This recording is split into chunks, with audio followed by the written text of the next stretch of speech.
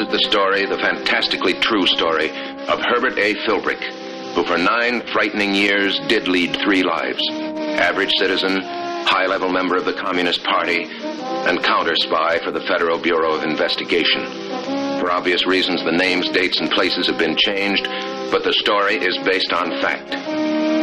This week's story deals with a communist racket, a plan to trick American citizens into paying money unknowingly into the Communist Party, and at the same time endangering the lives of friends and relatives.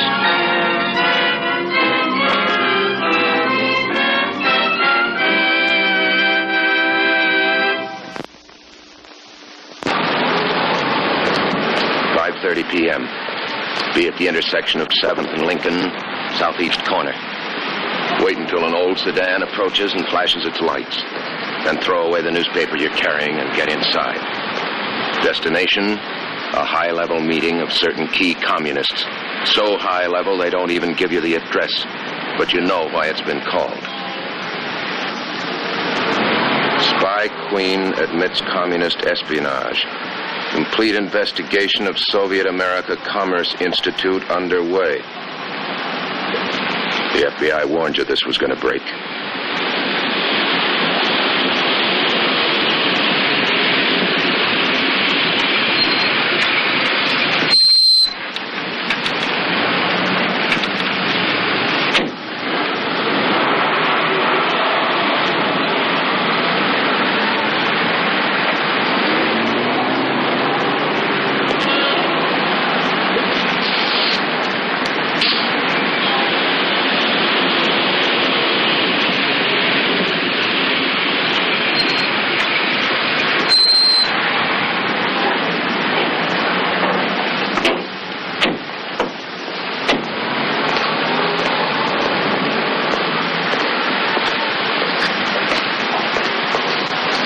Are worried.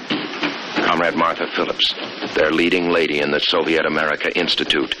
Now she's spilling the beans about how the comrades used the Institute for collecting American money and secrets. A lot of names are being named, and a lot of underground communist activity is being brought out into the light of day. No wonder this meeting has been called in such a hurry.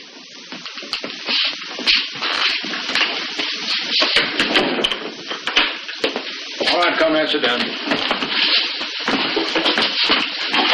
You all have a pretty good idea why we're here. I simply couldn't believe it.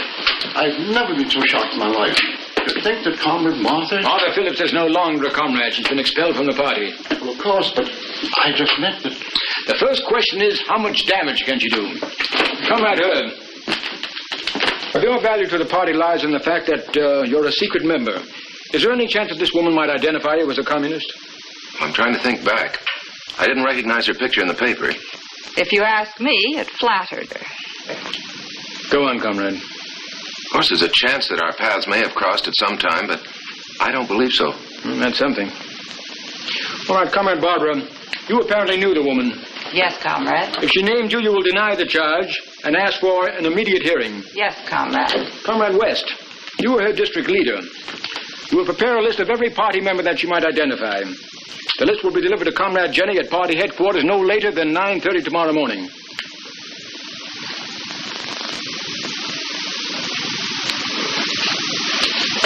You were in charge of the Commerce Institute, Comrade Jeff. You should have anticipated this treachery. Yes, comrade. I was derelict, I suppose, but I never dreamt. The records have all been destroyed? Every record, as soon as I heard the news. And it will be her word against yours. Against mine? As chairman of the organization, you will be called to testify. Oh, but think of the scandal, my reputation. Your reputation is the reason you were made chairman of the Institute. The contrast between a man of your wealth and background and a woman like Martha Phillips ought to be sufficient to discredit her.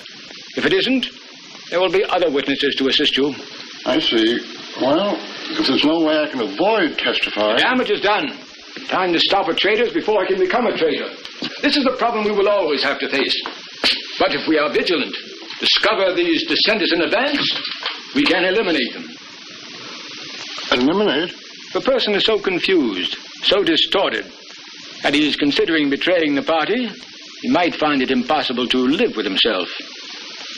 He might even consider suicide. There's no reason we should restrain such a person, is there?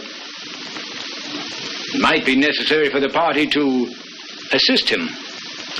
This deviation of the Phillips woman must not be permitted to destroy the apparatus we have created. The Soviet-American Institute was just one arm of that apparatus, but a very important one, which we must preserve. You don't mean you're going to continue with the Institute? Of course not. I mean we are going to continue the services of the Institute. As soon as a new method is determined, you'll all be contacted. Well, Comrade Barbara. Yes, Comrade. We'll drive Comrade Jeff to the rendezvous point where you met. Be absolutely certain no one sees you leave this building.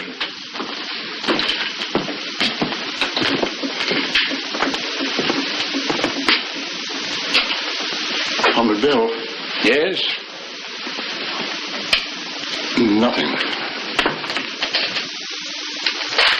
Nothing.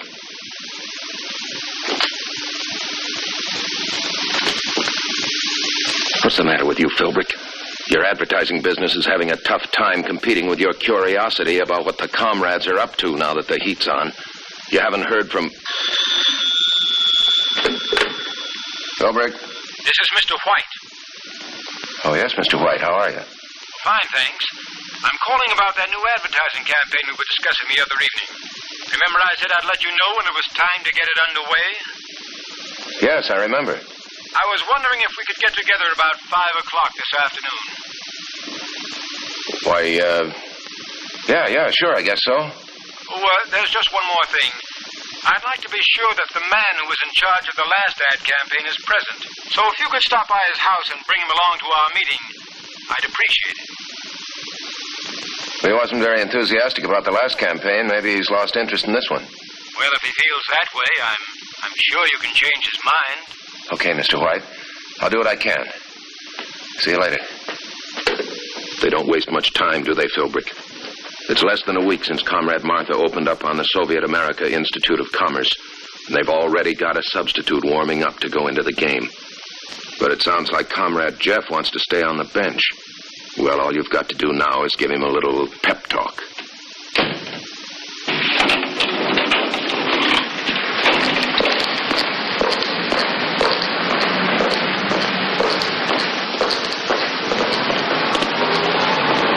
You really can't blame Comrade Jeff for playing hard to get. The former chairman of the Commerce Institute has enough to worry about. They haven't subpoenaed him yet, but it won't be much longer. Wait a minute, Philbrick. He's already in trouble. Why should the party want to use him again on this new scheme? Well, you know the answer to that, don't you? Get him in deeper. So deep that no matter what happens, he'll never be able to crawl out.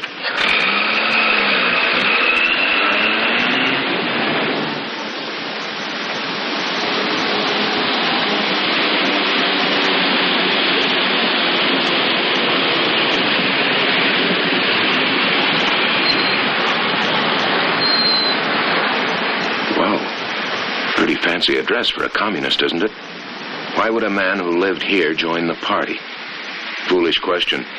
Why would a man who lived anywhere in America join the party?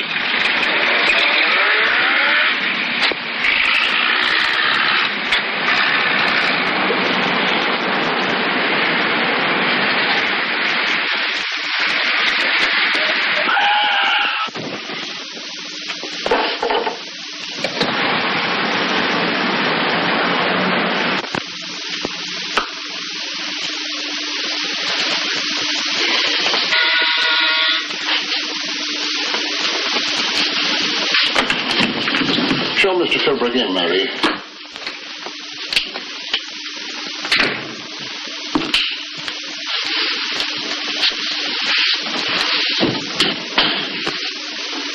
You want to sit down? No, thanks. There's a meeting this afternoon at 5 o'clock. Oh?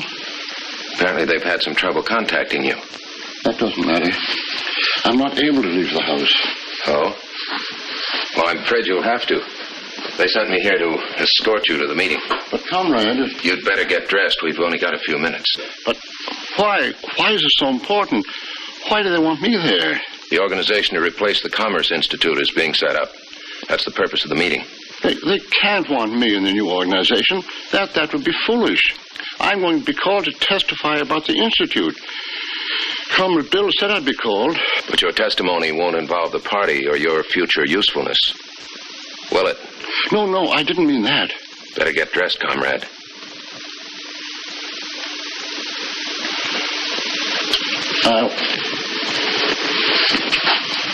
I'll only be a moment. That's the idea, Comrade Platt. I'm worried about your health, too. But I want you at that meeting this afternoon. I want you to know all about the organization that's being formed to replace the Soviet America Institute, just in case you have to appeal to the FBI for help.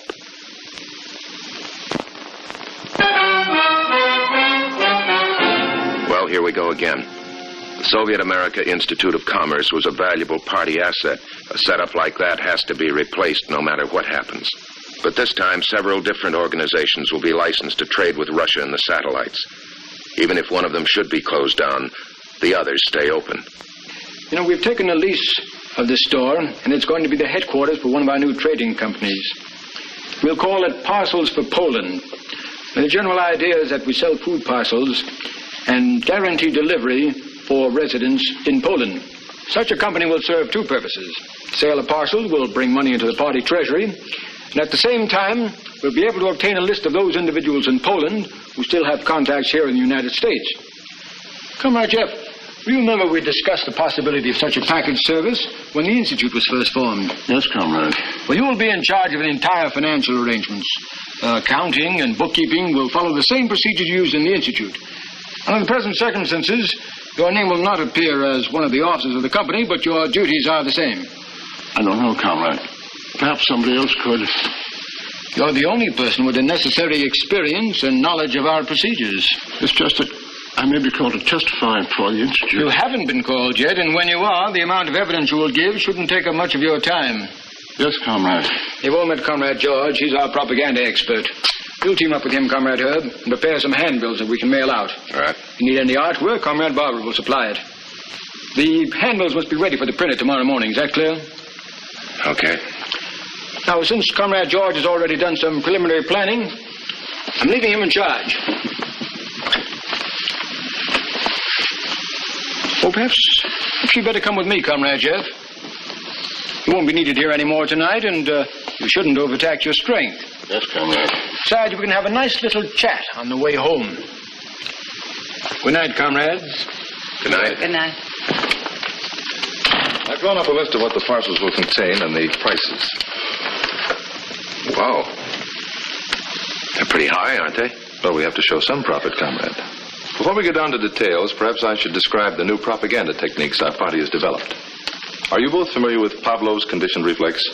Well, I think so. It's quite simple. He used dogs for his experiment. Every time he was ready to give a dog meat, he rang a bell. Finally, all he had to do was to ring the bell and the dog's mouth would water whether there was meat there or not. A pattern had been established in the dog's brain. His reflexes were automatic. Conditioned. I'm afraid I don't quite understand what this has to do with Parcels for Poland. The exact same technique can be applied to human beings by the use of words. The right word will give you the right reflex action. Now take our problem at hand. We want to elicit a response from people who have friends or relatives in Poland. The response we're after is the purchase of our gift packages.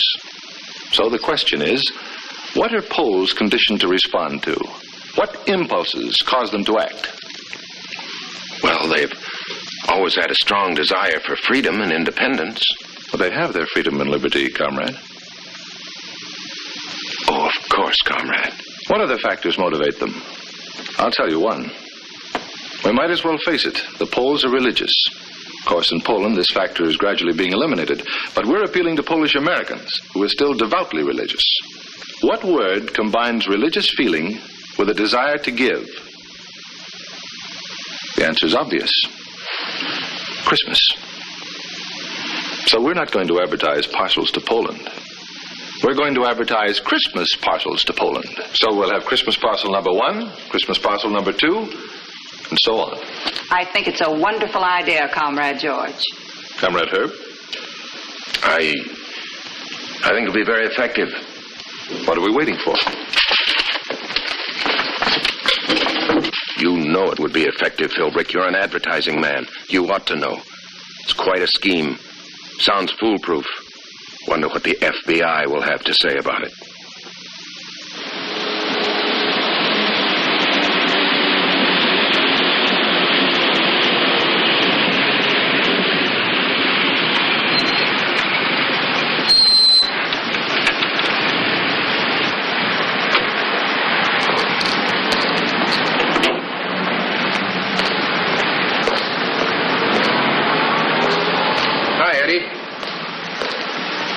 Change the oil and give it a grease job, will you? I'll take the bus downtown and pick it up after work. Say, we're going downtown if you'd like a lift. Anywhere near the city hall? Why, yes, right near there. Swell. A lift downtown just when you need it. Pretty lucky, aren't you, Philbrick? That's what anybody who's watching you is supposed to think. But it wasn't luck that brought Special Agent Dressler into Eddie's garage at the exact moment he told you to meet him there.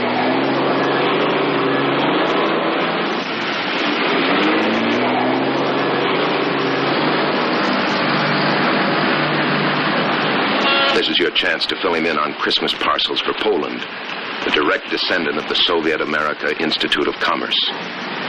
They've rented stores, they've even printed handbills. This is a commie racket, pure and simple. It's no different than any other fraud or swindle. $5 worth of food and it costs you $30. Quite a markup. Even then, you're never sure that anybody ever receives it. And for $2 additional, we guarantee to produce the addressee's signature on each package delivered. That's what it says right there. Wonder how many of those signatures would be genuine. If you ask me, none. There's another angle to it. If this isn't stopped, the commie government in Warsaw have a nice, neat list of citizens with contacts in America. You know what that could mean to them. Sure, Herb. But we aren't going to get any witnesses out from behind the Iron Curtain. Wait a minute. Speaking of witnesses, you say Platt's in on this? Undercover, not out in the open. His lawyer was in to see us last week. Dropped a couple of hints. Asked what the government's attitude would be if Platt should become a friendly witness. And that's it. If he talks about the Institute, he'll talk about parcels for Poland, too. He's got enough information to put the whole outfit out of action. I think he'll talk, and I think he'll blow this thing wide open. Meanwhile, the Bureau will keep an eye on the outfit. I'll let you know if I pick up anything useful. Good.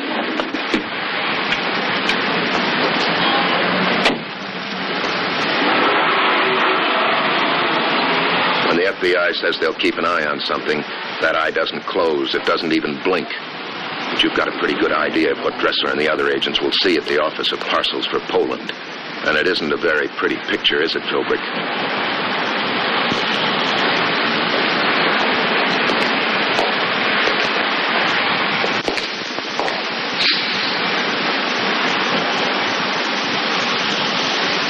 It's a picture of men who are willing to sacrifice a part of their own Christmas for a friend 3,000 miles away. Women who work on their hands and knees and write with arthritic fingers, forgetting the pain as they spell out a familiar name. Sure, the price is high, but he hasn't seen his brother since they were in a concentration camp together. The last time she heard from her aunt, she was in a convent near Warsaw. Will our service deliver a parcel to a nun? You have to help out too, Philbrick. In spite of the sick, dirty feeling inside of you when you look at these people and know that the order blanks they fill out can turn into death warrants. You are positive that my uncle and my cousin will not have extra to pay? We guarantee that the packages will be delivered without any charge whatsoever to the recipient. But how will I know that they get them? Well, for an extra $2, we'll furnish you with a receipt signed by the person to whom the package was addressed. I send 2 packages, one to my cousin and one to my uncle. I will get 2 receipts, yes? Yeah, you can take my word for it. Come back in 6 weeks, and they'll be here waiting for you. There's never a slip-up. Parcels to Poland is a model of efficiency. I will be back. I will be back in 6 weeks. There's only one slight flaw in these receipts. Oh, the postcard will come from Poland, all right, stamped and canceled. But the signatures are forged in the USA.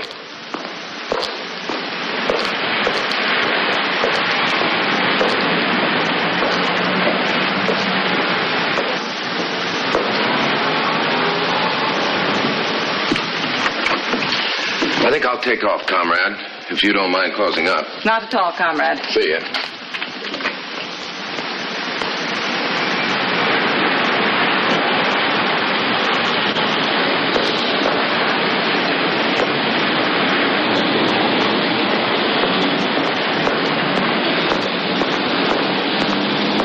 me? Do you have a match? Yeah, I think so. You can keep those. I've got more. Thanks. How much longer is this going to go on? I'm at the end of my rope. I know, Herb. I thought Platt was going to testify weeks ago. Platt's illness wasn't a stall. Oh? Got bad news for you, Herb. Oh, no. Maybe he's better off. Yeah, but he was our only hope. He was the only way we had of breaking up this racket. You said so yourself. Yeah, well, there might be another way. Stick it out a little bit longer, Herb. I don't know if I can. Just 5 or 6 weeks. I think we're onto something. All right, I'll try. What was it Comrade Bill said? If a person is considering betraying the party, he may find it impossible to live with himself. Well, the party didn't have to assist Comrade Jeff. His heart saved them the trouble. Christmas is over, but business is still good. Too good. There's another set of conditioned reflexes. They match the word Easter. It's been weeks now since you talked to Dressler. When's something going to happen? Maybe his plan went wrong. Maybe there's no way of stopping a setup like this without direct evidence. Maybe you'll have to give the evidence yourself, because they're still taking advantage of little old ladies like this one whose sacrifices are being rewarded with signed receipts from her loved ones in Poland. Yeah, the receipts are signed all right, but the signatures are forged. I believe these are your receipts. One from a John Sobieski and one from a John Kochanowski. Yes, that is right. They are alive yet. 7 years I have not heard from them. Not a word. Oh, I am so happy. Thank you, lady. Thank you. It's a regular part of our service. Thank you.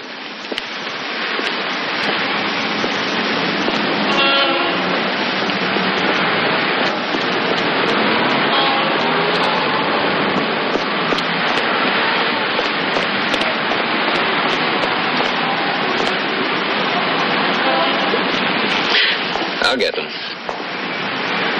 Thank you, sir. Strange that the FBI should have been around exactly when that little old lady collected her receipts.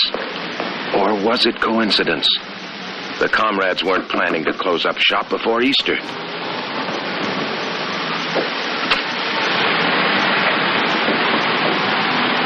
I don't understand, comrade. What's going on? Haven't you seen today's papers? No. I came straight here from the office. The parcel service is to be discontinued immediately. Comrade Bill telephoned the order the moment he got the news. Why? What news? A woman came in today. She asked for 2 receipts for some packages she ordered several weeks ago. Naturally, I gave them to her. Naturally. She was working for a fascist Polish refugee organization. They turned the receipts over to the newspapers. Every paper in town published pictures of them on the front page. They're all laughing at us. Well, how'd the newspapers prove the receipts were forged? They didn't have to prove it. One was made out to a John Sobieski. It seems he was a Polish king who died nearly 300 years ago. What? I don't remember the other name, but he was a famous poet, and he's been dead nearly as long. Well, you can't be blamed for this, comrade. The party should have assigned this work to a Pole. Comrade Bill doesn't agree with you, Comrade Herb, and he's right. It isn't bad enough that the office has been turned into a farce. The government is threatening an investigation for fraud. Wow. This is serious. Well, don't just stand there, comrade. Help me pack. Now you know the answer, Philbrick. It was no coincidence when the old lady and Dressler met. Maybe she's FBI. Maybe she's an agent for the refugee organization. But either way, she deliberately set the trap.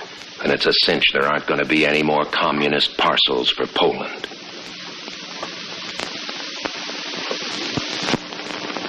There are many fine relief organizations in this country, and the authorities lost no time protecting them by taking prompt action against the communists' attempt to use relief as a front for the racket. Next week, we'll bring you another story from the files of Herbert A. Philbrick. The kind of story that could only be told by a man who for 9 fantastic years served as a counter spy for the Federal Bureau of Investigation.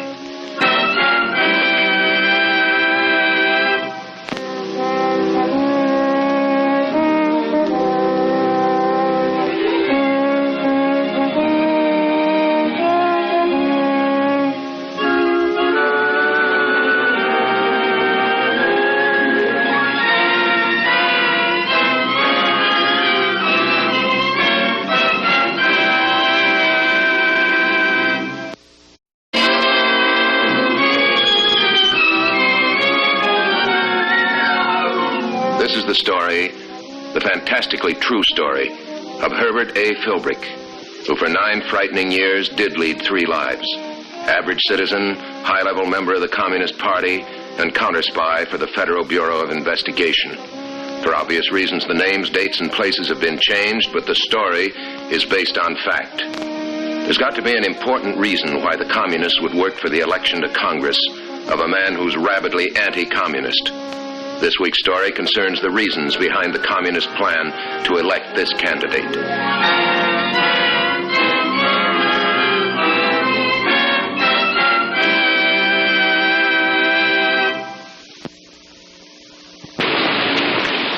Funny thing about big cities. Most people complain they're too big, that you can lose your identity in them. Doesn't always